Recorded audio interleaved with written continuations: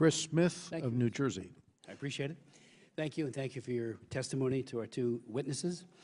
On April 27th, I chaired a hearing on serious and credible allegations of collusion between CICIG and the Russian government in the persecution, mistreatment, and incarceration of a Russian family, the Bitkovs, who fled Russia after Putin's cronies threatened their lives, took away their business, and of course, the young daughter was raped. Anastasia, who obviously is still dealing with the aftermath of that.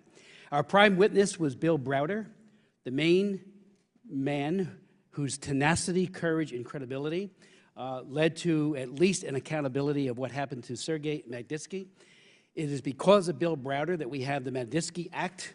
It is because of Bill Browder that we have the Global Magnitsky Act.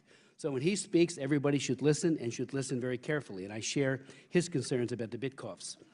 He is, let me just say to my colleagues, in 2013, the Russians fled, the Bitkovs fled, I should say, and finally got to Guatemala under an assumed name. They used documents that were not true, but again, for having documents that weren't true, and they are true refugees, the Palermo Protocol says you don't prosecute when somebody is fleeing tyranny and has a well-founded fear of persecution.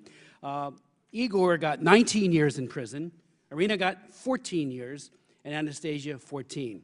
Igor spent 3 years in pretrial detention, jail, in a very, very unseemly pattern that CICIG is a part of.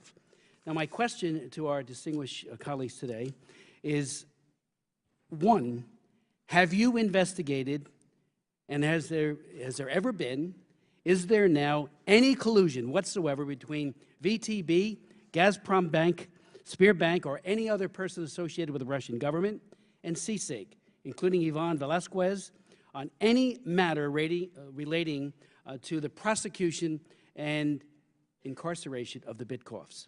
Second, can you tell us what kind of information do you have? Is there any accountability? I've asked the Secretary General of the United Nations, Gutierrez, why aren't you looking into this? He said, we have no authority to do so. He told me that just a few weeks ago when I met with him. I am asking today, and I will do it by way of letter, that the Inspector General investigate the potential of collusion.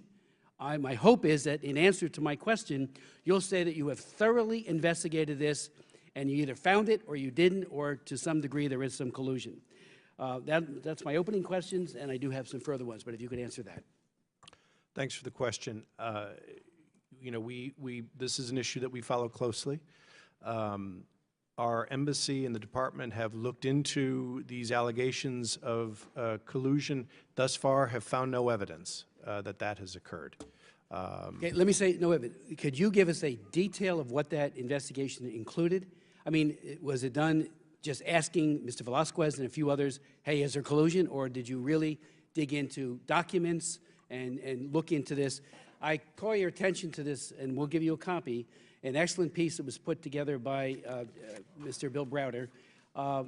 This just reeks of collusion, so I would like to know exactly what that investigation entailed. Sure. I would look forward to receiving that document, and I think if you'll allow us to get back to you with exactly what's been done, I think that'd be a more effective way of answering your question.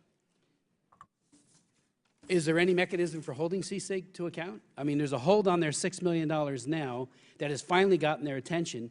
2 days before I had my hearing, the Constitutional Court found in their favor. Again, we're talking about 19 years, 14 years, 14 years. People don't get that many years for murder in Guatemala.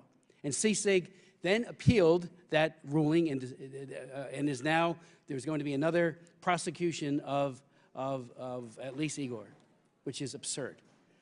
I mean, if I was doing that with my family, and I would say the same to you, wouldn't you use every means possible to get out of a country that is going after you, hurting your daughter, putting you into prison, and maybe even killing you?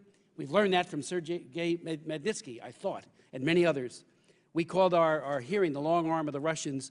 What kind of, let me ask you again, is there any kind of connection between CICIG and the Russians? Again, thus far in our investigations, we've found no collusion between them. And no contact, no cooperation?